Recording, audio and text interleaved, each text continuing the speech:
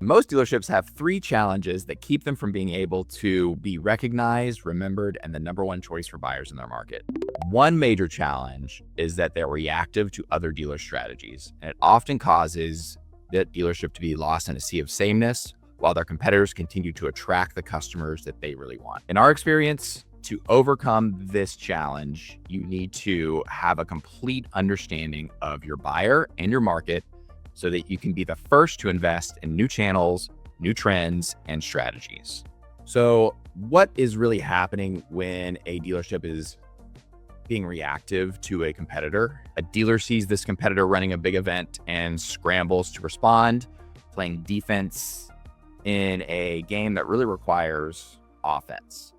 By the time a dealership's reacting, your competitor has already made the impression and you're spending to counteract something that's already in the buyer's mind. Most dealerships think, man, I need to know what my competitor's doing so I can counter it. This is a reactive mindset that keeps you one step behind by definition. What dealerships are typically overlooking here is instead of watching what competitors do and responding, they don't understand who their customers are. So what most dealerships are overlooking is instead of watching what the competitors do and responding, they need to understand who their customers are and go get them before their competitor does. What is the shift that's needed for most dealerships? The shift from what is my competitor doing to who is my competitor's customer and how do I reach them first? That's a really important question that every dealership needs to be asking.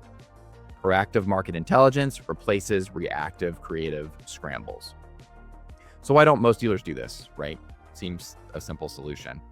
What gets in the way is that dealers can see competitors' ads, but not the results of those ads. So the temptation for most dealerships is to react to the visible thing, right? The advertisement, rather than the underlying intelligence, right? The buyer data and the sales results. And this reaction is natural, right? When a threat appears, you respond. Breaking that reflex requires a system.